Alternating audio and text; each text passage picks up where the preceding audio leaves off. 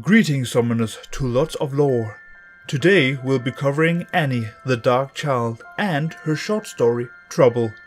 Enjoy. Boam Darkwill's last years on the throne were a time of great uncertainty for Noxus, and many with an aptitude for magic left the capital for the relative peace of more distant provinces. Gregory the Grey and his wife, a witch by the name of Ameline, preferred to demonstrate their Noxian strength by taming the borderland rather than partaking in the political intrigue of the noble houses. The young couple claimed a piece of land beyond the Iron Spike Mountains to the north, finishing their small home just before winter and the arrival of their first child. During their journey, other colonists' tales of the great shadow bears that once roamed the territory had captivated Ameline. Now heavily pregnant, she passed the time sitting near the fireplace, creating a toy version of the protective creatures. Just as she finished sewing on the last buttoneye on the stuffed bear, the quickness of labor overcame her. Gregory remarked later that his daughter was eager to play with the new toy, for there, on an ember-warmed hearth, Ameline brought Annie into the world. When Annie was still a toddler, she and her father took ill. As night fell, Annie began to burn with fever, and soon she was so hot she could no longer be held in her mother's arms. Ameline grew desperate, deciding at last to fetch some icy water from the nearby river. The next morning, Gregory awoke, weak and groggy from his sickness. In the crib, now a healthy Annie played with the stuffed bear, Tibbers, but Ameline was gone. Naively, Annie believed her mother would one day return. Gregory would often find the girl sitting in her mother's rocking chair near the hearth, hugging Tibbers and staring into a crackling fire, where he was sure there had been nothing but cold ashes. He chalked up to the slips of the mind to the burden of parenting a child alone. Years passed, bringing more colonists to the region, and in time Gregory met Liana, a woman seeking a new life outside the capital with her own young daughter, Daisy. Annie was eager for a playmate, but spoiled by the indulgences of being an only child, so acclimation to her new stepfamily was difficult. Whenever Annie's fiery temper erupted, it left Liana uneasy and quick to take her own daughter's side. It fell to Gregory to keep an uneasy peace between the three. Unused to the danger of the untamed borderlands, Daisy's playing ended in catastrophe for the family. Liana of course blamed Annie for the loss of her daughter, focusing her rage and grief on her stepdaughter's most prized possession, Tibbers. Annie was horrified as the last physical memory of her mother was threatened. The girl terror grew to an unbridling rage, releasing her latent and powerful pyromancy, and the stuffed bear were brought to life in a maelstrom of protective fire. When the flames died down and the swirl of ash settles, Annie was left orphan and alone. Believing most seedy adults to be like her stepmother, Annie has kept to the wilder part of her frontier homeland. On occasion, she will use her disarmingly adorable exterior to be taken in by some pioneer family, long enough to be offered some new clothes and a hot meal. However, fire and death await anyone foolish enough to try pardoning Annie from the stuffed bear at her side. Kept safe by Tibbers, she wanders the dark forest of Noxus, oblivious to danger, and the danger posed to others by her own unchecked power, hoping one day to find someone like her to play with. Trouble.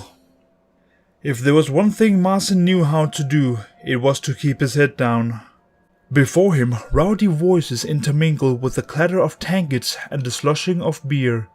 Every once in a while, someone barked a drink order, and just as soon as their coin landed on the bar, a drink slid in front of their waiting hands.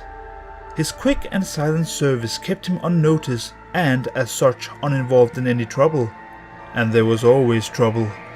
It took many forms: a belligerent brawler itching for a fight, a transaction amongst cloaked figure that ended with a dagger through a throat, or perhaps most unexpectedly, a little girl pushing through the heavy tavern door. Marcin watched the girl hum and skip her way towards the bar. Behind her, the door slammed shut, one last swirl of winter air blasting across the room. The loud bang grabbed the last few eyes that weren't already following her, baffled by her presence. The girl clambered up a stool, barely peeking over the edge of the bar. Marcin took in the child's bright red hair, the tattered toy clutched in her grip, the frayed satchel on her back, and the ragged, unseasonable short-sleeved dress. "What can I get for you?" he asked. The girl stood on the stool and plopped her toy on the counter, peering at the many bottles on shelves. Marcin could see it was a stuffed bear, once well crafted, since well loved. The stitches at the limbs were visible after many years of stress. Somewhere in its life it had lost one of its bottom eyes. "Could I get a glass of milk, please?" Marcin raised an eyebrow but said nothing. He walked to the far end of the bar to fetch the ceramic jug. "Awfully late to be out by yourself, ain't it?" a deep voice rumbled. Marcin sighed. Trouble always attracted more trouble. He pulled the jug down from the shelf and gazed down the bar. A large man next to the girl had turned to peer down at her with his one good eye. Seated in front of him, the girl looked like a pebble at the foot of a mountain. He was a pile of muscle, crisscrossed with scars. The loops of rope, chains and hooks at his belt, along with the massive blade slung across his back, loudly announced him as a bounty hunter. The girl looked at him and flashed him a smile. "I'm not alone. Tibbers here with me. Aren't you, Tibbers?" She held up the bear, beaming. The bounty hunter laughed out loud. "Surely your parents must be missing you." The girl's hand dropped to her side as her eye drifted down and away.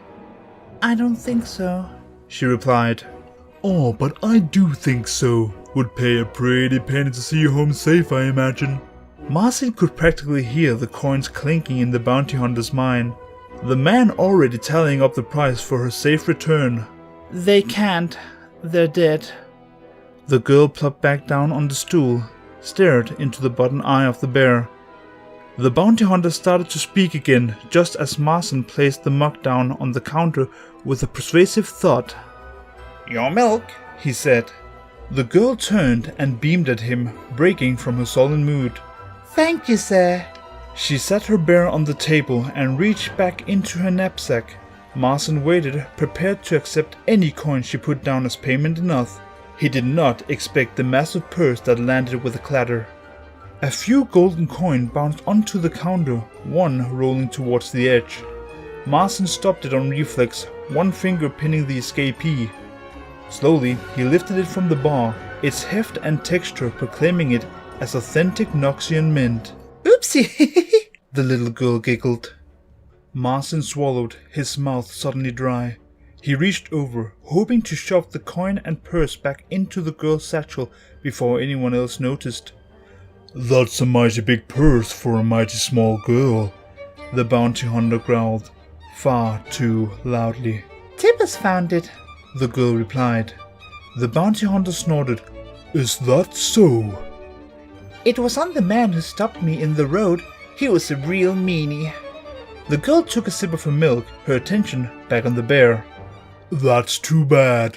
The bounty hunter leaned in closer on his stool, hand sliding towards the purse. The girl looked at him with a playful smile dancing across her face. "Tibbers ate him." For a moment, everything stood still. Then the bounty hunter's laugh cut across the room. "I'm sure he did," he roared. He thrust a meaty hand forward, grabbed the toy by the head, and yanked it away from the girl. "This big old scary monster." "Let Tibbers go," the girl cried out, reaching for her bear. "He doesn't like being pulled." The bounty hunter just laughed harder. Marcin pocketed the coin in his hand, turning away, walking unnoticed towards the back. He wished he could help, but he hadn't survived this long by sticking around longer than he should. Her voice stopped him cold. "I said, let Tibbers go." The words rumbled with gravel and rage, cutting through the din.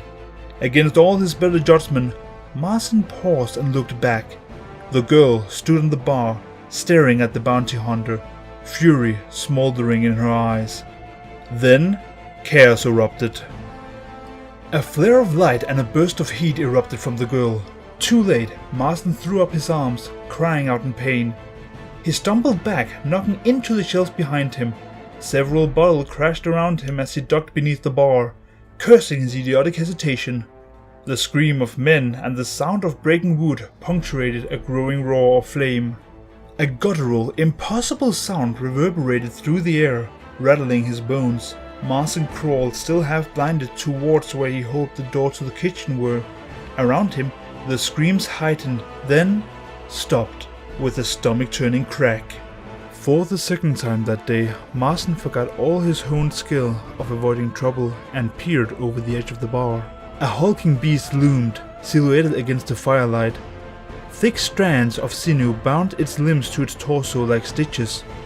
With a start, Marson realized the beast itself burned, unharmed by the hungry tongues of the flame that danced across its fur. In its claws it held aloft by the head the slumped, bloody form of the bounty hunter, a limp ragdoll in the massive paws of the monster. Before it, the little girl stood wraithed in fire. "You're right, Tibbers," she said. "He didn't like being pulled either."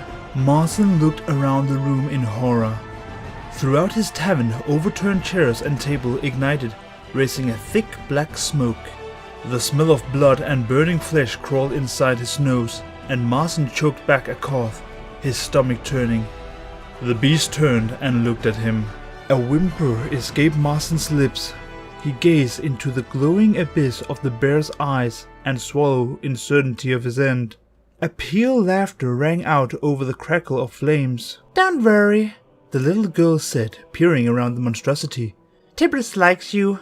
Marson watched, frozen, as the girl Hop, skipped, jumped her way through the burning tavern, the beast lumbering behind her.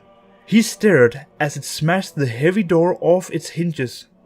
He gasped as the little girl turned back one last time, a sweet smile back on her face. "Thanks for the milk, sir." And then the girl walked out into the snowy night as the tavern collapsed behind her.